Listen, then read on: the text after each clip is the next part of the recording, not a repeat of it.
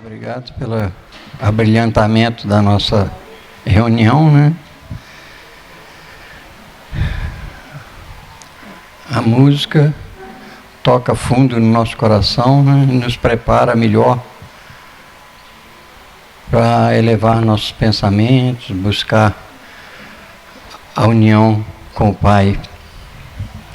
Sejam todos bem-vindos à Casa de Miramês, que possamos todos estar com o coração aberto, né, para receber os ensinamentos que aqui serão ministrados, que a gente possa estar apto, né, a doar as energias necessárias para os trabalhos da casa e também sermos merecedores de receber as energias que possam ser direcionadas, né, para nossa melhoria, para o nosso crescimento. Aqueles que estiverem com o celular, se possível, desligar ou colocar no modo silencioso, para não ter o risco de incomodar na reunião. Vamos elevar nossos pensamentos a Deus, pedir ao nosso Divino Mestre que nos ilumine, nos ampare durante esse estudo, que todos aqueles que aqui estão possam receber as bênçãos para melhorar, para crescer, para absorver bem todos os estudos e colocar em prática no dia a dia. Que possamos estar em paz conosco e em paz com todos aqueles que nos cercam, que possamos ser melhores a cada dia. Sede conosco, Jesus, hoje, agora e sempre. Que assim seja. A nossa palestra, como está exposta ali, a Casa Espírita, né? E nosso irmão Wagner é que vai conduzir o estudo por nós. Wagner, por favor.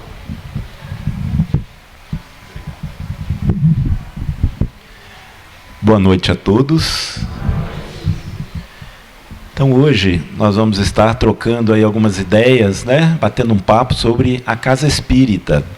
Lembrando que essa semana, salvo engano, no dia 12 de outubro, a casa faz aniversário, né? Quantos anos? Bom, depois eu passo essa informação. Então vamos lá. A Casa Espírita, né? Nós vamos então, para esse bate-papo de hoje, estar utilizando, né, a nossa pesquisa foi utilizada nos livros, o Livro dos Médiuns, de Allan Kardec, o Dicionário da Alma, que são autores diversos, né, e psicografado por Chico Xavier, e também informações buscadas no site da União Espírita Mineira. Então vamos começar definindo, né, o que é uma casa espírita. Então, a primeira e mais óbvia, né, definição é que uma casa espírita é uma entidade filantrópica que desenvolve suas atividades com base na doutrina espírita, codificada nas obras básicas de Allan Kardec, motivo pelo qual muitos definem os espíritas como kardecistas. Então, nesse primeiro parágrafo aí, nenhuma novidade, é o que todo mundo sabe, né?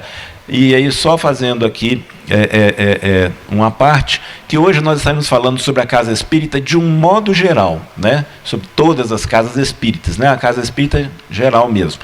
E mais para frente, essa semana ainda, deverá ser falado sobre a casa de Miramês, a Fraternidade Espírita Irmão Miramês, aí com o histórico e tudo mais, né?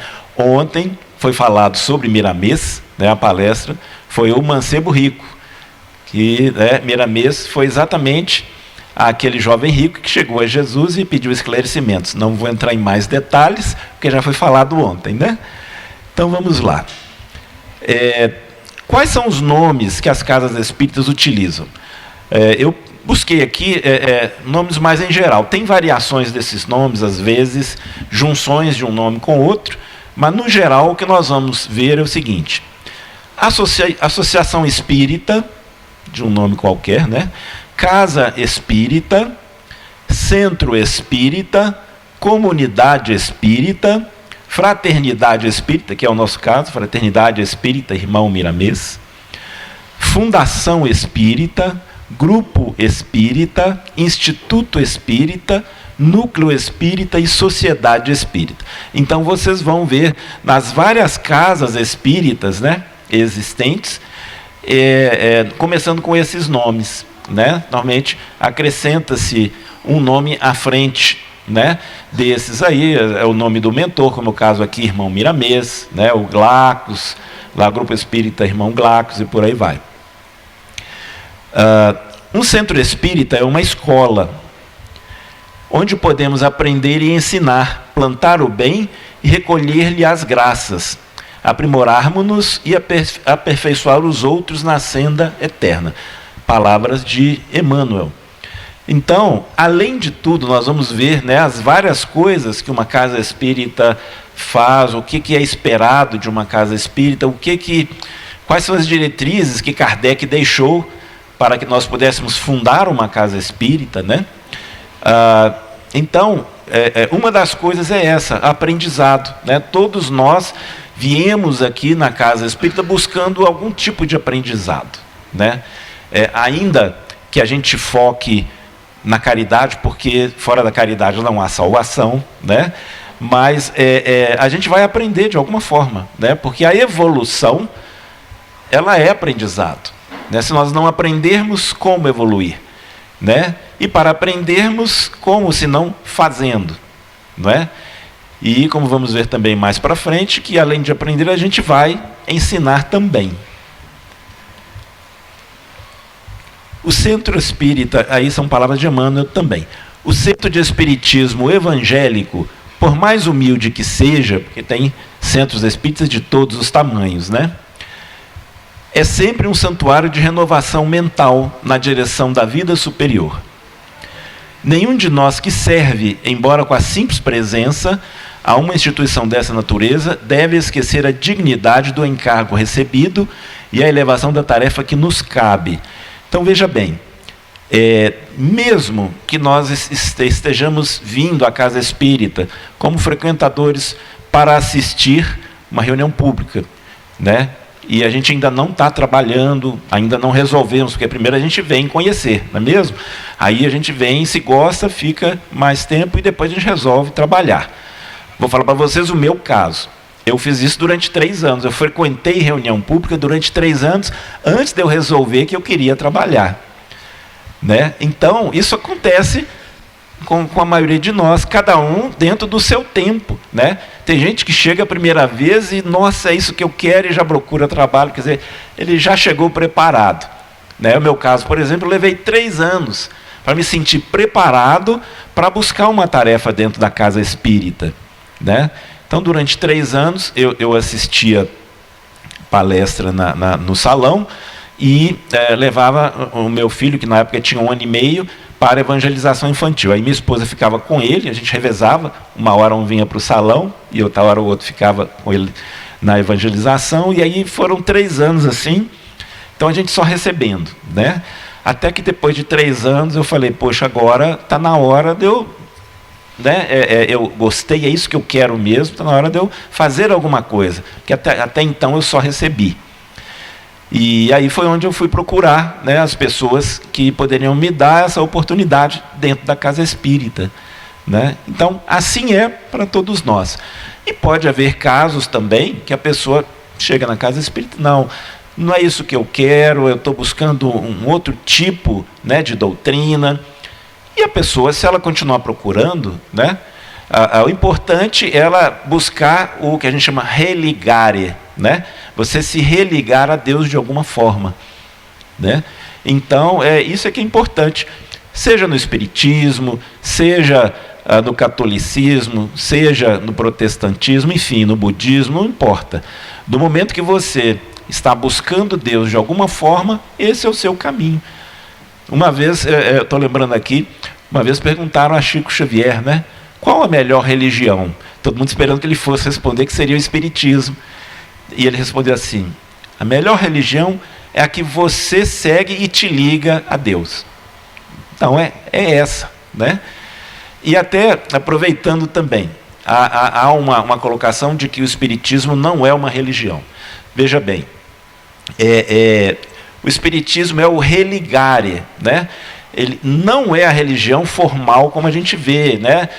Com dogmas, né? Com cultos específicos, né? Coisa toda ali metódica, né? Nós temos métodos, mas nós não temos dogmas. O único dogma, na verdade, existente no espiritismo é o da reencarnação, porque essa é a única coisa que o espírita, independentemente quando ele começa, não importa, ele precisa acreditar nisso, que existe a reencarnação, porque todas as explicações que vêm pela frente está em torno da reencarnação, né? Todo o consolo que a doutrina espírita traz, ela vem explicando através da reencarnação, né? E o espiritismo ele traz várias provas dessa reencarnação, de várias formas, né?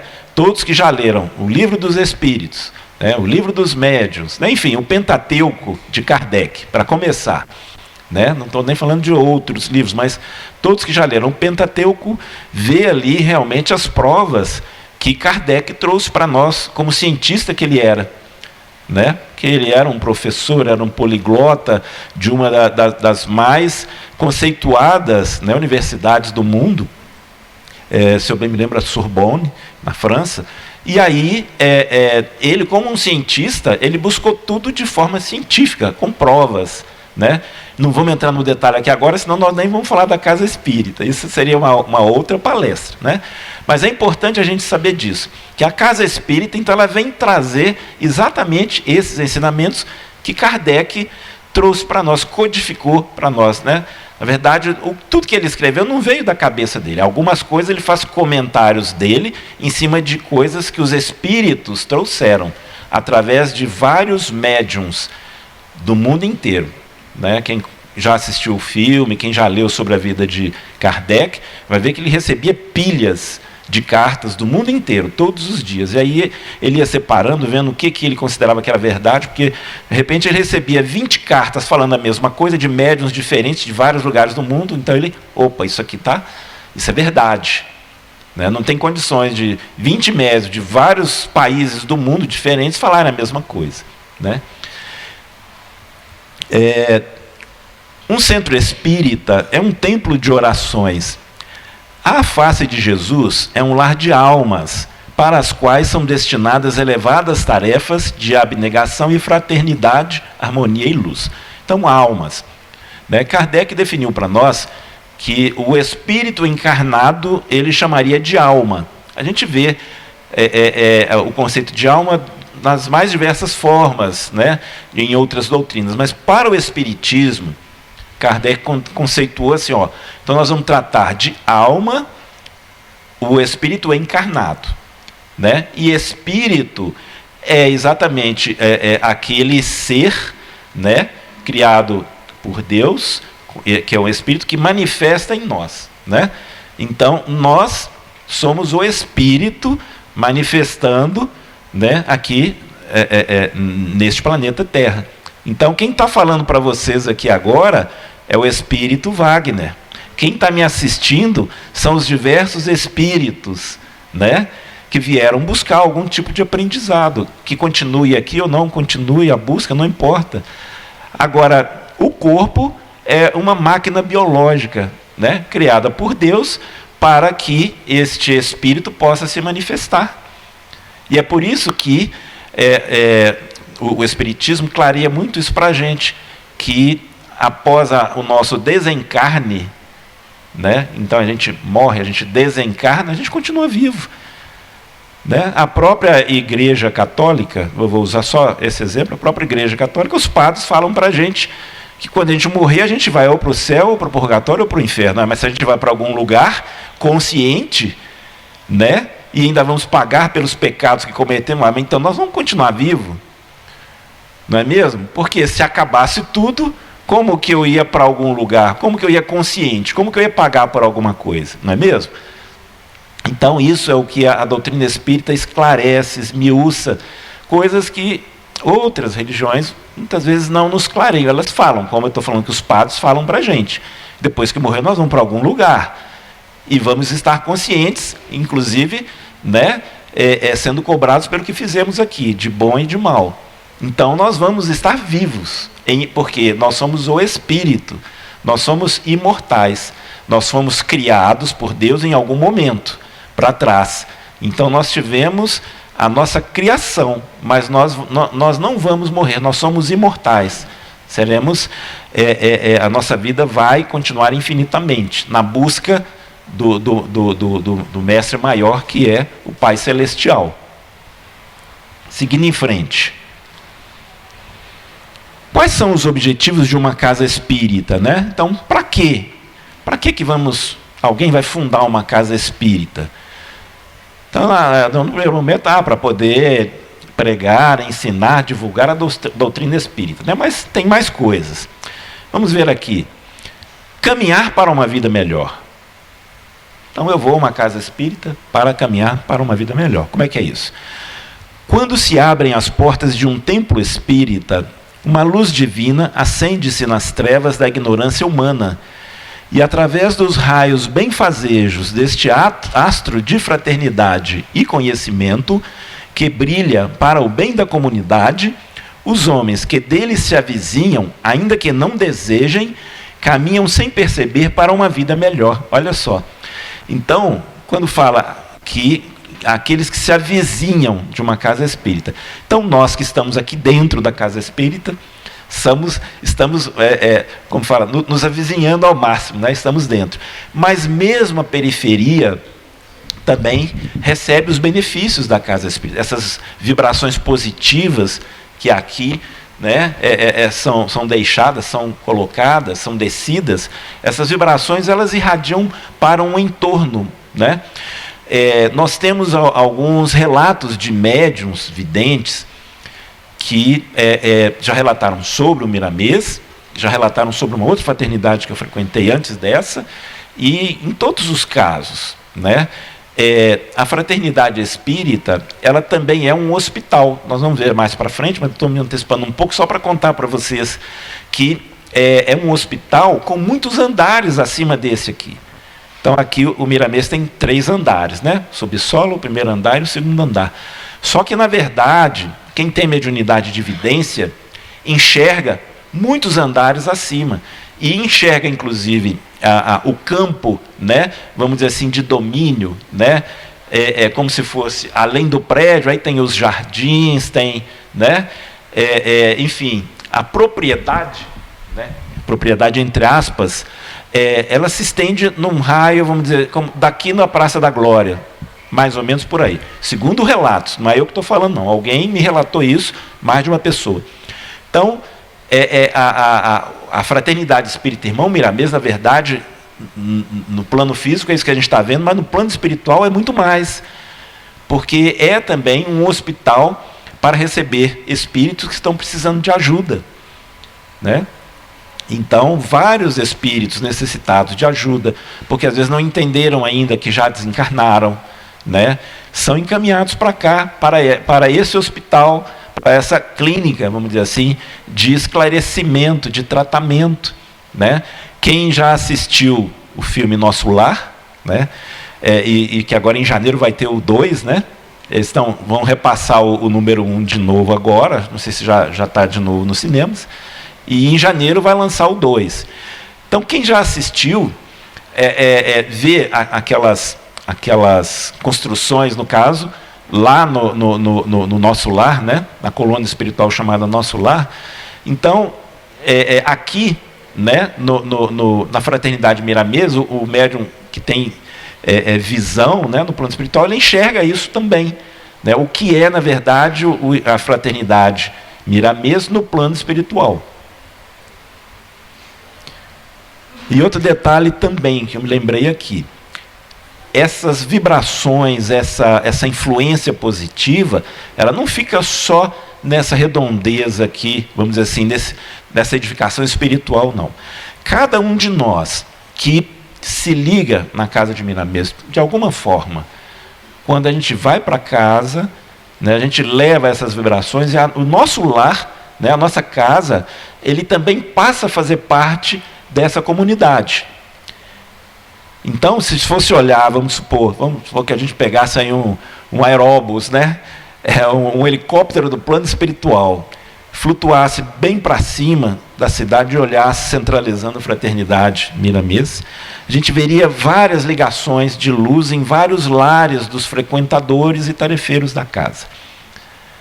Entendeu? Então, isso é uma coisa assim, muito interessante, fato pelo qual, na época da pandemia, Miramês nos deixou a seguinte frase consoladora, que mesmo a gente não podendo frequentar, porque não podia ter essa reunião, né, que mesmo assim a espiritualidade superior iria manter essas ligações com todos aqueles que se mantivessem ligados mentalmente com a fraternidade, através de qualquer tarefa que seja mental, de oração, né, ou de qualquer coisa, porque tinha algumas tarefas online, enfim, aqueles que se mantivessem ligados na fraternidade de uma forma mental, esse vínculo espiritual não deixaria de acontecer. Então, como? O culto, exatamente, né? O culto no lar é uma das coisas que faz essa ligação fortificar. Por quê? Porque aí você, fazendo o culto na sua casa, né, o culto do Evangelho no lar, você aumenta essa vibração em torno de sua casa, né? É criado uma proteção espiritual de energias positivas para que não deixar que energias negativas penetrem. É claro que isso varia dependendo da sua fé, da sua capacidade, da sua intenção ao fazer esse culto, né? Então, o culto no lar, né, bem lembrado, ele tem essa capacidade. Então, cada um de nós que puder fazer esse culto é muito bom, né? E nós temos aí, relembrando, nós temos instruções que tem na recepção, né? Parece que tem uma equipe que se prontifica a ir na casa da pessoa que solicitar, né? Que seja uma equipe vá até a casa dela para poder implantar o culto no lar, quem tiver dificuldade, porque é algo muito simples, mas às vezes a pessoa vai fazer a primeira vez, fica cheia de dúvida, né? E porque também há muitos mitos em torno disso, né? Tem que usar uma toalha branca, tem que pôr isso, tem que pôr aquilo, não pode ser daquele. Nada disso. Mas não é o nosso assunto aqui. Vamos voltar para a casa espírita, né? Alguma pergunta, gente? Até aí tudo bem? Ok. Então, caminhar para uma vida melhor é um dos objetivos quando se funda uma casa espírita. Outro item, ajudar nossos irmãos, né? É exatamente a caridade, a execução da caridade. E a caridade é quando você faz o bem sem interesses, né? Se você faz o bem para uma pessoa esperando receber de volta, isso não é caridade. Isso até é uma solidariedade, mas não é a caridade. A caridade é quando você faz o bem e sem esperar que retorne. Tudo bem, algum dia, quando você necessitar, se você faz o bem para as pessoas, quando você necessitar, o bem vai vir para você também. Mas não é porque você fez o bem com a intenção de que ele volte, é porque você passa a ser merecedor disso. E isso já, se vocês pararem para pensar, já aconteceu com vocês várias vezes, comigo várias vezes, de eu precisar de alguma coisa e de repente, sem eu nem pedir, alguém chega e me oferece, e na rua mesmo, né? Só para contar um caso muito rápido, uma vez eu fiquei sem gasolina, na época que a gente ainda estava botando os litros de gasolina suficientes só para ir e voltar do lugar, né? Porque a situação financeira ainda era apertada, a gente estava começando a vida, aí os litros de gasolina eram suficientes, de vez em quando acabava no meio do caminho. E aí uma vez aconteceu isso, acabou à noite, num lugar que não tinha posto perto, e aí uma pessoa parou e me ofereceu a gasolina, né? E aí me ofereceu a gasolina, quando eu fui pagar, ela não aceitou, falou, não, isso aqui é um bem que eu estou querendo, não falou dessa forma não, mas é um bem que eu estou querendo fazer. Ok. Mais para frente, passou um ano, uma coisa assim, aí eu passei por alguém com a mesma necessidade, aí eu lembrei, aí eu parei, fui lá, ofereci, quando a pessoa veio me pagar, eu fiz a mesma coisa. Não, alguém lá atrás já me deu essa ajuda, então agora eu estou dando essa ajuda para você, e você agora, na medida do possível, você repassa para frente, então você cria uma corrente do bem. Imagina nessa corrente quantas pessoas foram ajudadas, eu sendo uma delas, né? Então, ajudar nossos irmãos. Então, nele, né, na casa espírita, né, nela, encontramos uma oficina de trabalho, através da qual nos candidatamos a instrumentos da bondade divina, na ajuda aos irmãos em humanidade. Então, eu contei esse caso aqui, que me aconteceu na rua, uma coisa assim, isolada.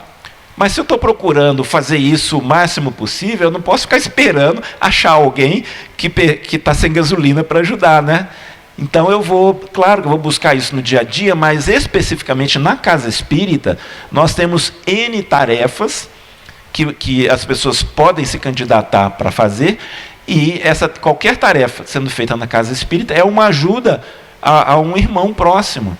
Não importa se você está contribuindo para uma cesta básica, se está montando, se está entregando essa cesta, se você está fazendo uma palestra, se você está ouvindo uma palestra, se você está fazendo uma evangelização com as crianças, né? Se você está indo na campanha do quilo para buscar alimentos para serem repassados, enfim, qualquer atividade que se faça, né, numa casa espírita, você está ajudando um irmão necessitado, de alguma forma.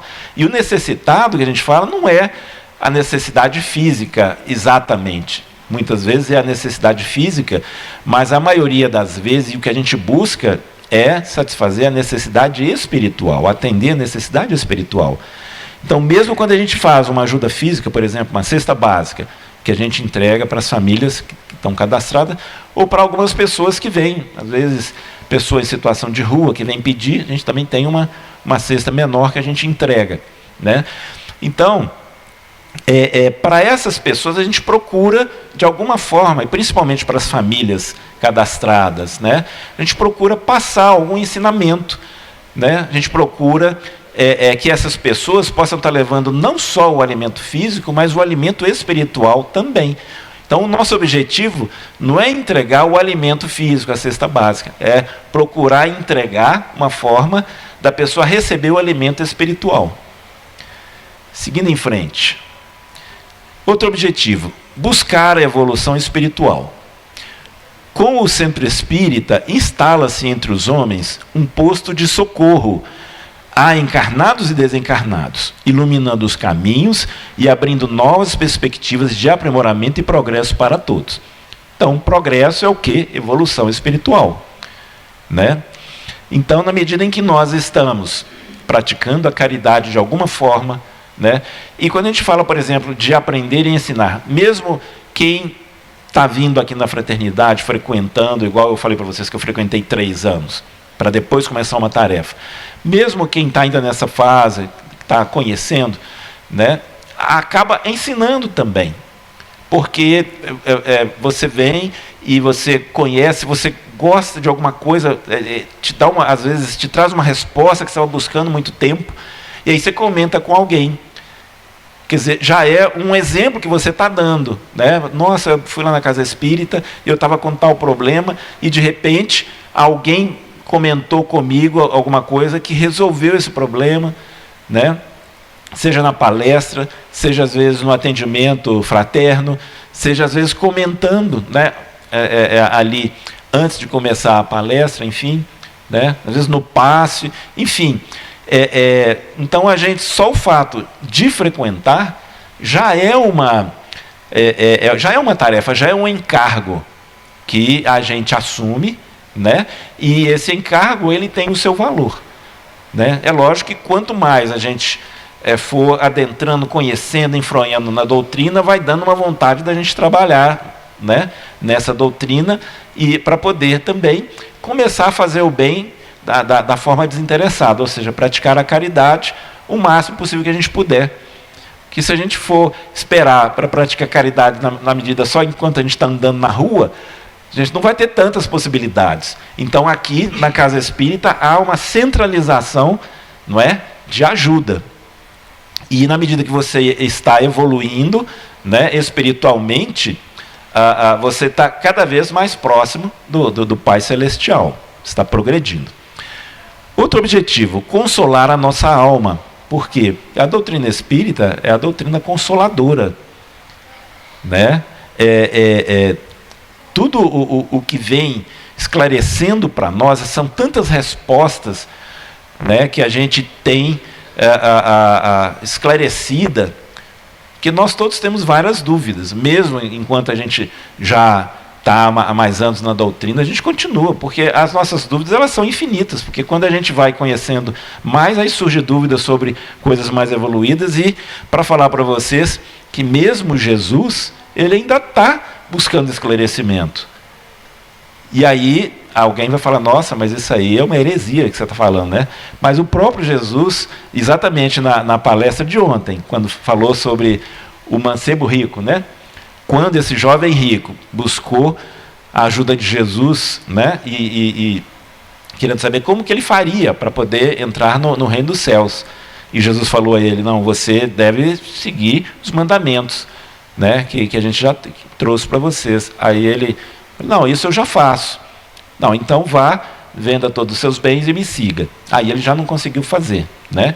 Mas quando ele abordou Jesus, ele falou, bom mestre. E aí é quando Jesus fala que ele também ainda está evoluindo. Que ele fala, não, por que me chamas bom? Bom é só o Pai que está nos céus. Ou seja, eu não sou o Deus, eu estou em busca dele, né? Então, bom, ele próprio não se considerava bom o suficiente para ser chamado de bom.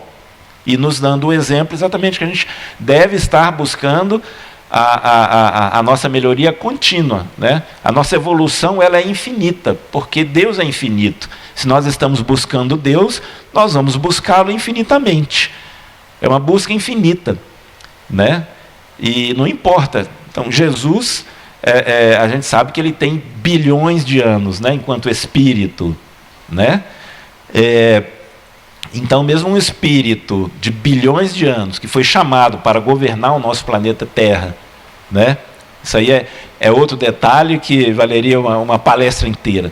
Mas Jesus, nós espíritas, nós temos em Jesus o governador do planeta, e na própria Bíblia, né, no Novo Testamento, em João, logo nos primeiros versículos de João, é falado, né, que Deus chamou o verbo era Jesus, né, para construir o planeta e dar sequência naquela tarefa que ele tinha terminado de criar o planeta. Então a gente sabe que Jesus tem bilhões de anos e ele ainda está buscando evolução quando ele fala isso, que porque me chamas bom? Bom é apenas o Pai que está no céu, né? Ele está nos dizendo que ele ainda precisa buscar mais ainda, porque Deus é infinito. Consolar a nossa alma, então aqui explica uma coisa até que a gente já falou. Sendo também um hospital a recolher e medicar os enfermos do corpo e da alma, o Centro Espírita oferece-nos a reparação dos males que assolam nossas almas. Consolo, né? Porque a gente vai conseguir entender o porquê que a gente sofre, né? O que acontece, né? E por que a gente deve buscar essa melhoria? Porque se a gente é espírito e a gente conscientiza disso, e nós vamos ter a vida eterna pela frente, então nós devemos sim buscar infinitamente a melhoria. Mais objetivos da casa espírita: aprender e ensinar. Isso mais ou menos a gente já falou, mas vou ler aqui. Como escola, o Centro Espírita é o local onde temos a oportunidade de aprender e, ao mesmo tempo, transmitir aos outros o que temos aprendido em nossa existência, né? Então, só das pessoas, de repente, estarem vindo assistir uma reunião pública, né? Enquanto ela não decide, igual eu falei, eu levei 3 anos para essa decisão, enquanto ela não decide adentrar uma tarefa e tal, e arregaçar as mangas, né, vamos dizer assim, mesmo assim, já tem um ensinamento ali que você está passando para frente, você está dando exemplo, né? Na sua família você já procura melhorar tudo aquilo que você de repente aprendeu aqui, e por aí vai. Então sempre existe o aprender e imediatamente em seguida o próprio ensinar, que às vezes a gente nem percebe, né? Viver o Evangelho, né? Então, o Evangelho de Jesus, na verdade, é a base da doutrina espírita. Quem já leu, né, o Pentateuco, e especificamente o Evangelho segundo o Espiritismo, sabe que a doutrina ela é embasada nas mensagens que Jesus nos trouxe. Então, o Evangelho segundo o Espiritismo, ele busca pegar aquelas partes assim, não é nem dizer que é mais importantes, mas aquelas que vão nos trazer maior iluminação, né? Maior esclarecimento. Kardec colocou ali nesse livro o Evangelho segundo o Espiritismo, né? E assim, é errado falar, o Evangelho segundo o Espiritismo é a Bíblia do Espírita. Não é, a Bíblia é o Novo Testamento, né? O Novo Testamento e o Velho também. Só que nós nos mantemos mais ligados ao Novo Testamento porque é o que Jesus trouxe para nós, os ensinamentos de Jesus, né? Nem por isso a gente deixa de estudar o Antigo Testamento. Mas o Antigo Testamento, como ele é mais complicado, ele tem muitas alegorias complexas. Não que no Novo Testamento não tenha alegorias, também tem. As próprias parábolas são alegorias que Jesus conta, né? E ali tem ensinamentos embutidos que muitas vezes a gente, agora 2000 anos depois, é que a gente vai entender o que ele falou para nós lá atrás, há 2000 anos, né? Então, esse viver o Evangelho através da doutrina espírita é isso, a gente executar aquilo que Jesus nos ensinou de uma forma clara, de uma forma com consolo, né? Seguindo em frente, então. Sim?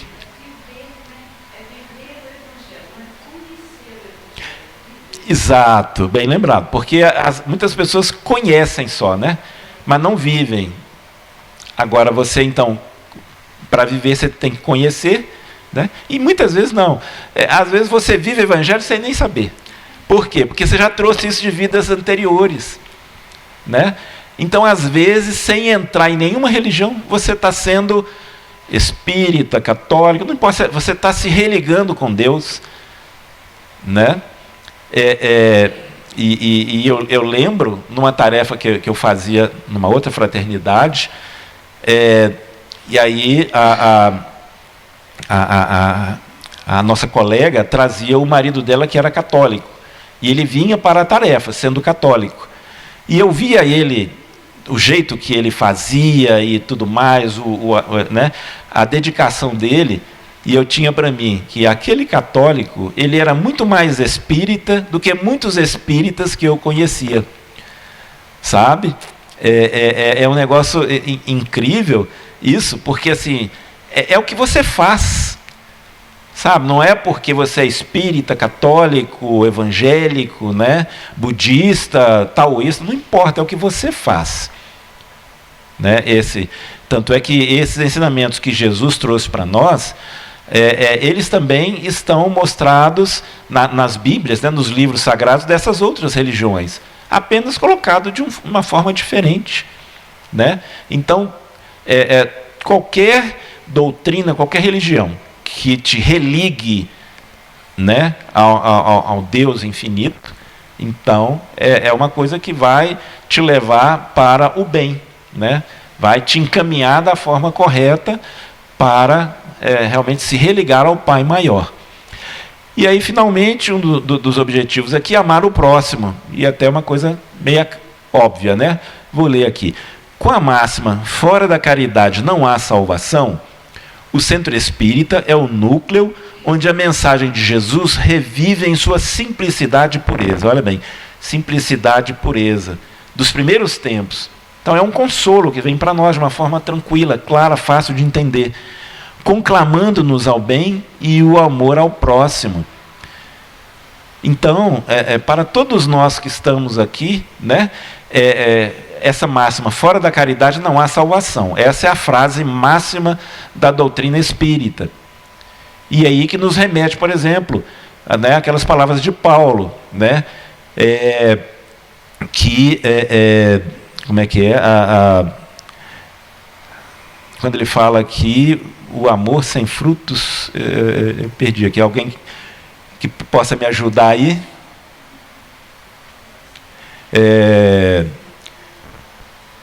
Que, na verdade, a sua obra, né, o seu caminhar, ele tem que ter frutos, né? Então, esse caminhar sem frutos, né, ele é estéril, ele não está correto, ele não está acontecendo. Isto, obrigado. A fé sem obras, né?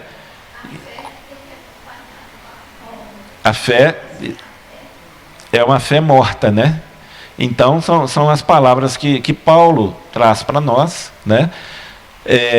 Então, esse amor ao próximo, e ele acontece das mais diversas formas.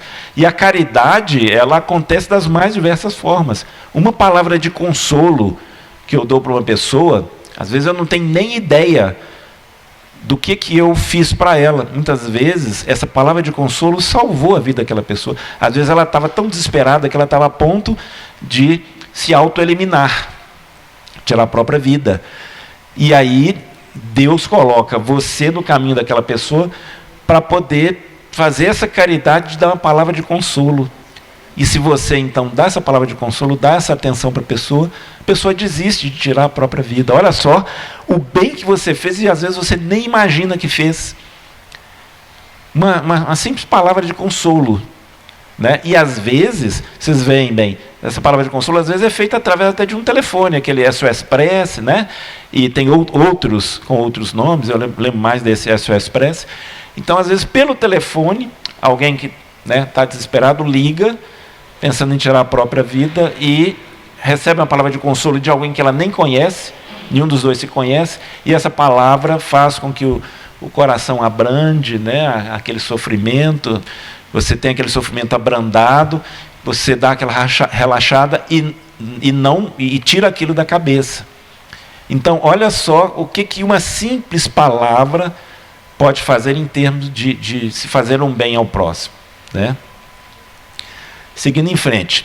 Bom, quem são os espíritas, né? Quem são essas pessoas que se dizem espíritas, que frequentam a casa espírita, que vêm assistir, né, uma reunião pública, às vezes ainda não está decidida se quer continuar na doutrina, né? Mas aqueles espíritos que já decidiram, né, e que muitas vezes já estão numa tarefa ou não, mas porque às vezes a pessoa está vindo, né, na reunião pública, ainda não está uma tarefa porque ainda não teve a condição, mas ela já decidiu, não, é isso que eu quero. Essa doutrina é consoladora, sim, já me respondeu várias perguntas. E as principais perguntas que todo ser humano se faz: quem eu sou, de onde eu vim, para onde eu vou e o que eu estou fazendo aqui? 4 perguntas, né? E a doutrina nos responde: quem eu sou? Eu sou um espírito criado por Deus, não sou esse corpo, né?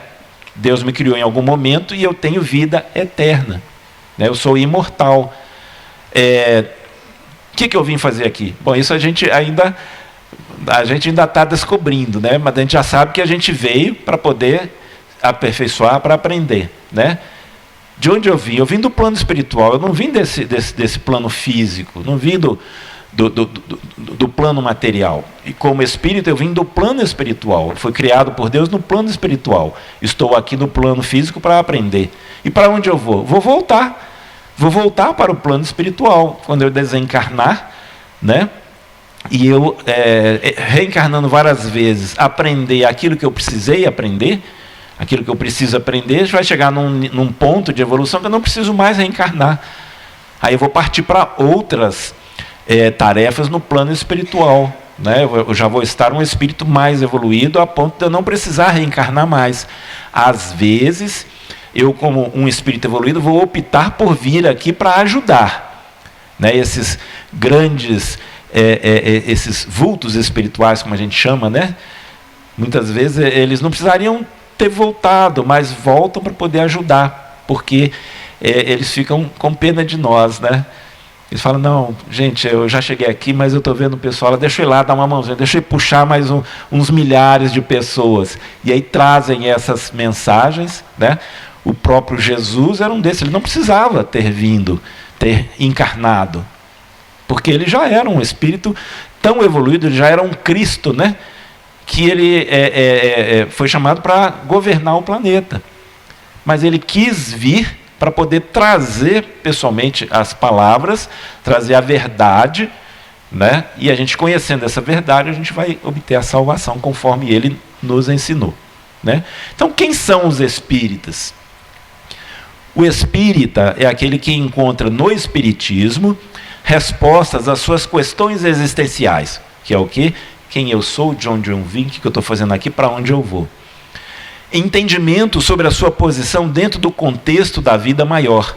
Então, quando a gente entende isso, que é um espírito, está aqui para aprender, né? Que vai voltar para o plano espiritual. Então, a gente começa a se posicionar dentro de um contexto da vida maior. A gente começa a entender que se a gente é uma criação de Deus imortal, um espírito, e nós vamos evoluir, em algum momento, isso Jesus falou para nós, em algum momento nós vamos ser chamados para governar algum planeta. Vai levar bilhões de anos, né? Com certeza. Mas Jesus, que foi chamado para governar o planeta Terra, ele foi criado por Deus com um espírito simples e ignorante como nós. Só que ele evoluiu bilhões de anos e foi chamado, então, com uma evolução tal, já era um Cristo, né, para governar um planeta. E o próprio Cristo nos fala, né, que nós vamos fazer tudo o que ele fez, né, e muito mais. Né? Muito mais por quê? Porque nós não vamos estacionar, nenhum de nós, nem ele. É claro que ele já é muito mais do que ele era há 2000 anos atrás. Né? Nós somos melhores a cada dia que passa, ainda que não pareça. Porque cada dia que passa a gente aprende alguma coisa. Né? E essa evolução, cada um evolui na sua velocidade. Eu costumo usar o relógio como exemplo. Nós temos os 3 ponteiros lá. O ponteiro dos segundos, que a gente vê ele correndo ali, né? Então tem gente que evolui nessa velocidade. Tem o ponteiro dos minutos, que se você ficar olhando ali, de vez em quando você vê ele dando aquela puladinha, mas você vê. E tem o ponteiro das horas, que não adianta ficar olhando, que você não vai ver ele andar. Mas você sai, 5 minutos, volta, você viu que ele movimentou um pouquinho. Você sai 1 hora, você viu que ele já pulou de um número para outro, que rodou 1 hora. Então é assim com todos nós, cada um tem a sua velocidade. Né? Devemos buscar evoluir cada vez mais rápido, mas na nossa velocidade. Não é porque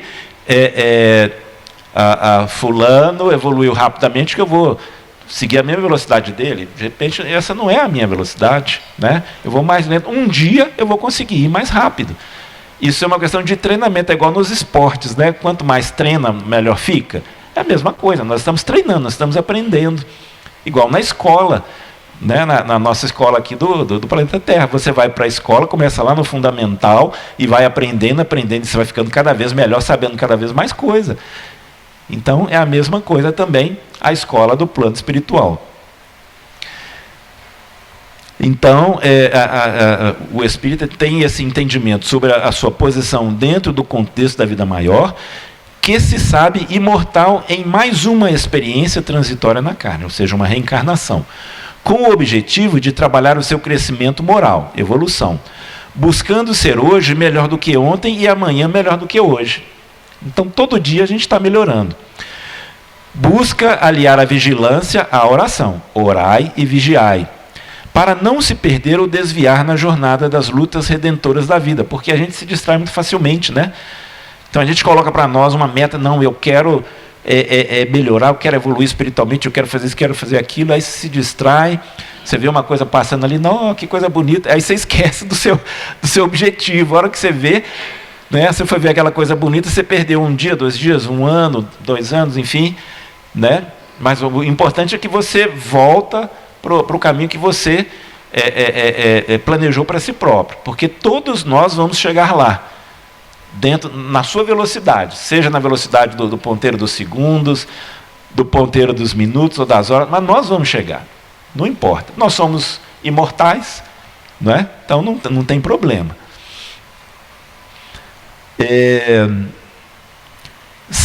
O espírita sabe que o orgulho e o egoísmo são nossos maiores inimigos e que definitivamente fora da caridade não há salvação. Então, nós devemos buscar combater em nós o orgulho e o egoísmo, né? E assim, de uma forma assim, diária, devagar, na nossa velocidade. Não adianta a gente querer, por exemplo, eu falar, não, eu quero ser igual o Chico Xavier, amanhã eu já quero ser igual o Chico Xavier. Não vai dar, né? E outros ainda, não, eu quero ser igual Jesus. Tá, ele mesmo falou que eu vou ser igual a ele e fazer muito mais, mas eu vou levar o quê? Bilhões de anos. Eu sou imortal, eu sou um espírito, cada um de nós é um espírito imortal, então nós vamos viver bilhões, trilhões, quatrilhões de anos, não importa, né? Então nós vamos chegar lá, cada um na sua velocidade, né? Mas, como sabemos que ainda estamos longe da perfeição, né? Kardec nos oferece como definição do verdadeiro espírita aquele que busca transformar-se moralmente, esforçando-se em conter as suas más tendências. Então é isso, Kardec nos traz esse consolo. Não adianta eu querer ser, amanhã já querer ser igual ao Chico Xavier. Eu vou ser um dia, daqui a bilhões de anos eu vou ser talvez igual a Jesus, né? Vou chegar lá, mas vai levar bilhões de anos na minha evolução, na imortalidade, né? Mas eu tenho que entender que hoje eu tenho que fazer o maior esforço para eu conter as minhas más tendências. E olha só, ele fala ainda conter, não é nem eliminar. Então, se eu conseguir conter, se eu trabalhar para conter essas minhas más tendências, eu já sou um bom espírita, já sou um verdadeiro espírita. Sim.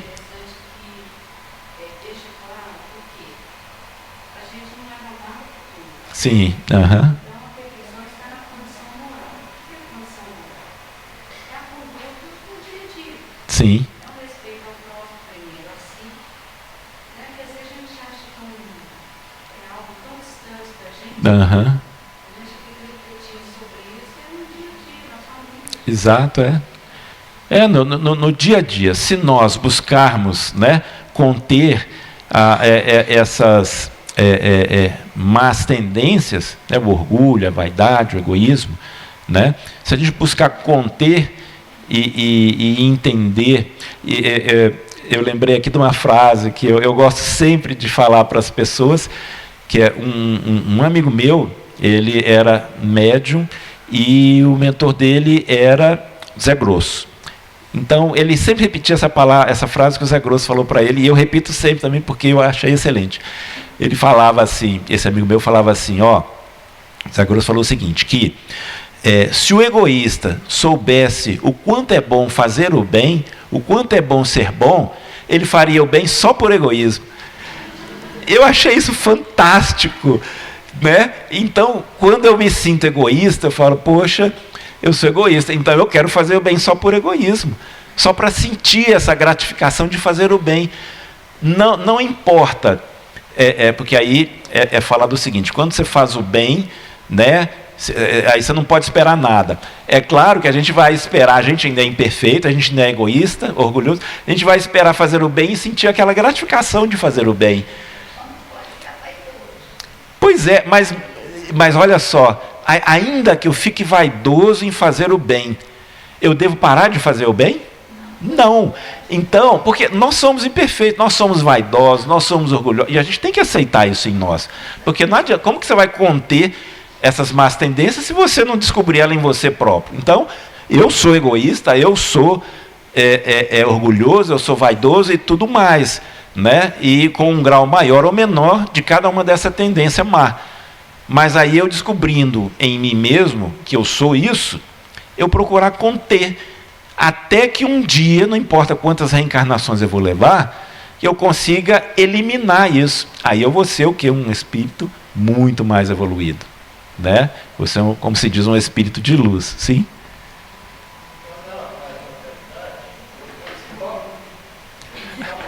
Isso, tá certo, mas é isso mesmo.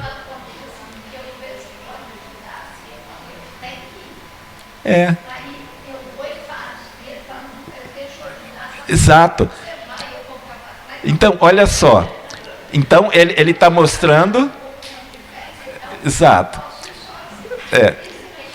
Olha só. Então, eu vou aproveitar para usar esse exemplo assim. Então, ele está com inveja de você. Porque você fez o bem, ele ficou com inveja, ele quer fazer o bem. Olha bem, você usando uma má tendência para contê-la. Olha que coisa maravilhosa. Né? Eu chego, por exemplo, numa casa espírita.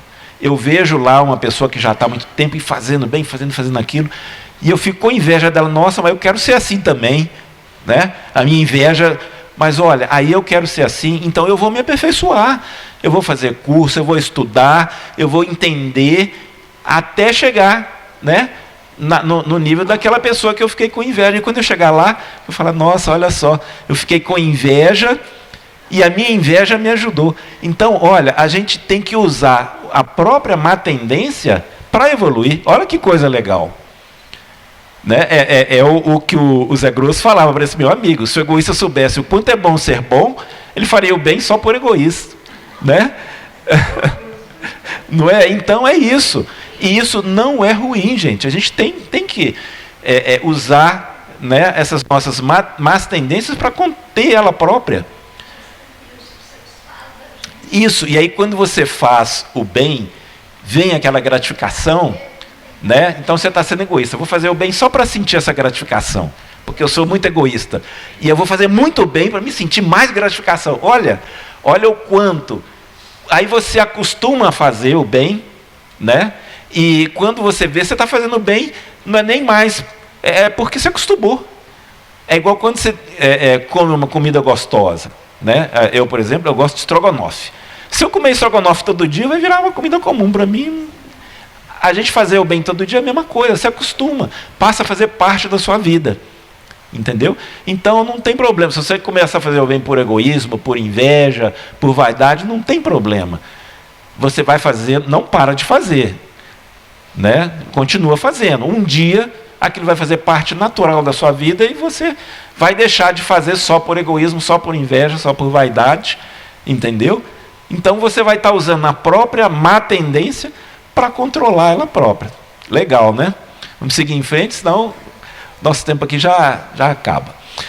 E aí, Kardec traz para nós as diretrizes, né, da casa espírita. Né? Então, quando ele escreveu, né, o Pentateuco, né, os 5 livros básicos da doutrina, no livro dos médiuns, e isso que eu vou trazer aqui está lá no livro dos médiuns, capítulo 29, no item 341, ele fala para nós, né, o seguinte: a influência do meio é consequência da natureza dos espíritos e do modo por que atuam sobre os seres vivos. Então, se eu faço só o mal, eu vou ter o quê? Só espírito mal me acompanhando. Se eu faço o bem, cada vez mais, os espíritos maus, né, se eu vou trabalhar para o bem, os espíritos maus, para que eu vou seguir esse cara? Ele só quer trabalhar para o bem? Não, eu vou buscar um outro, eu vou acompanhar um outro que quer fazer o mal. Né? Não é? Então, E às vezes, né, isso que ele falou, de repente, você está fazendo bem, aí vem um espírito mau e quer te acompanhar, e de repente ele, nossa, mas esse cara, ele está fazendo bem, ou assim, ele era mau, e agora ele está aprendendo a ser bom, né? E é legal, ele está tendo resultado positivo. Aí aquele espírito que é mau te acompanha para ele aprender. Entendeu? Ou te acompanha para aprender, ou ele vai te deixar e vai buscar uma outra pessoa do mesmo calibre vibracional dele. E Kardec aí continua, né? Dessa influência, pode cada um deduzir por si mesmo as condições mais favoráveis para uma sociedade, no caso uma casa espírita, que aspira a granjear a simpatia dos bons espíritos e só a obter boas comunicações, afastando as más. Lembrando aqui, quando a gente fala de boas comunicações, gente, boas comunicações é aquelas que trazem uma produtividade. Então, a gente aqui já está falando de mediunidade, né? Então, a mediunidade boa, com boas comunicações, não é só aquela que você recebe só os espíritos elevados, não. Né? Aquele médium que se propõe também a receber espíritos sofredores para que eles sejam esclarecidos, essa é uma boa comunicação. Certo? Agora, se você recebe uma comunicação para fazer o mal e vai seguir, quer dizer, aí já é outro departamento. Ainda nas diretrizes, né, Kardec coloca aqui, no livro dos médiuns, as condições que ele coloca, né, disposições morais dos assistentes, que se resumem nos pontos seguintes. Eu vou passar rapidão, porque o nosso tempo já está acabando. Perfeita comunhão de vistas e de sentimentos. Então, comunhão entre os frequentadores e tarefeiros. Cordialidade recíproca entre todos os membros. A ausência de todo sentimento contrário à verdadeira caridade cristã. Um único desejo, o de se instruírem e melhorarem, por meio dos ensinos dos espíritos e do aproveitamento dos seus conselhos. Quem esteja persuadido de que os espíritos superiores se manifestam com o fito de nos fazerem progredir e não para nos divertirem. Que tem gente que às vezes quer fazer comunicação com os espíritos só por diversão, né? Compreenderá que eles necessariamente se afastam dos que se limitam a lhes admirar o estilo, ou seja, diversão, sem nenhum proveito tirar daí, e que só se interessam pelas sessões, no caso mediúnicas, de acordo com o maior ou menor atrativo que eles oferecem, segundo os gostos particulares de cada um deles. Então aqui ele já falou das sessões mediúnicas. E daí para frente ele vai estar focando exatamente nisso. Exclusão de tudo o que, nas comunicações pedidas aos espíritos, apenas exprima o desejo de satisfação da curiosidade. Recolhimento e silêncio respeitoso durante as confabulações com os espíritos. União de todos os assistentes, pelo pensamento, no caso dos assistentes médiuns, né, ao apelo feito aos espíritos que sejam evocados. Concurso dos médiuns da Assembleia, essa Assembleia é a reunião mediúnica, com isenção de todo sentimento de orgulho, de amor próprio e de supremacia, e com o só desejo de serem úteis. Então, os médiuns que estão ali trabalhando numa reunião mediúnica, ele deve se conter, né, na sua vaidade de achar que ele é o melhor médium da casa, ele é o médium principal, né? Porque eu sou médium, então eu sou diferenciado das outras pessoas. Não.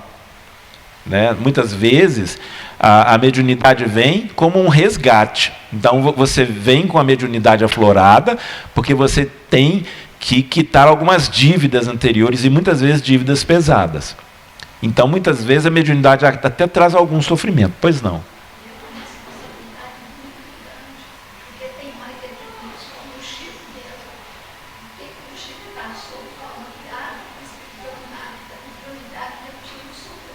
Exato. Isso, a mediunidade, né, quanto mais ela for aflorada, ela poderá gerar sofrimento. Gente, nosso tempo já acabou, então eu vou passar para a conclusão. Né? Então, como casa de recuperação espiritual, o Centro Espírita auxilia-nos na cura de nossas deficiências e fraquezas espirituais, medicando-nos com a oportunidade do trabalho junto ao próximo, através da assistência social, dos passes, das reuniões mediúnicas, das reuniões de estudo evangelização infantil e atendimento fraterno, dentre outros, né? Cumprindo-nos assim tudo fazer pelo sucesso de suas atividades. Busquemos, portanto, todos nós, atender às tarefas que nos são confiadas no Centro Espírita, honrando-o e dignificando-o com nosso concurso sincero e amigo, para que este luzeiro cumpra a sua destinação entre os homens. A única marca que deve haver entre nós é a da fraternidade, do amor que une verdadeiros irmãos que somos. Com isso, então, eu agradeço a atenção de todos, né? E que fiquemos todos na paz de Cristo. E eu, então, devolvo a palavra aqui para o nosso irmão, para fazer as finalizações. Agradeço a todos.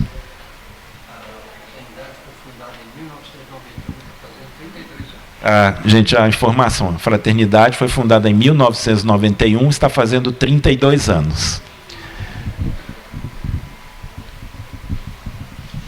Obrigado, Wagner. Bom, espero que todos possam ter percebido bem o que é uma casa espírita, o que é o objetivo de uma casa espírita, o que devemos procurar numa casa espírita, né? E que a gente possa aqui estar encontrando e procurando melhorar a cada dia. A casa está convidando aqueles que queiram fazer estudo do Evangelho segundo o Espiritismo, ao estudo aqui às 19h45, toda sexta-feira. Esse estudo começou no mês de setembro, né? Mas quem quiser iniciar, está aberto, podem comparecer toda sexta às 19h45, tá?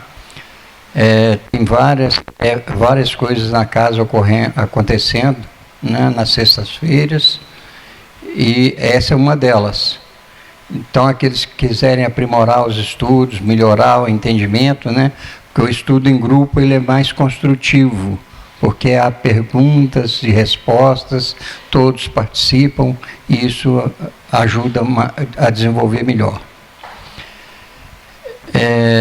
Nos tempos está passando, então vou pedir a nossa irmã Elisete para fazer a prece final por nós, e logo em seguida todos podem, aqueles que forem tomar o passe, né, se organizar em fila, para que todos possam ir para casa com mais energias. Uma boa noite a todos. Senhor, infinitamente obrigado pelas bênçãos de cada dia. Que a Tua luz seja luz em nós e que possamos, Senhor, ser merecedores desta luz. Que os nossos anjos da guarda estejam sempre do nosso lado, nos intuindo, nos aconselhando, nos orientando e protegendo de todo o mal. Que assim seja. Obrigado a todos.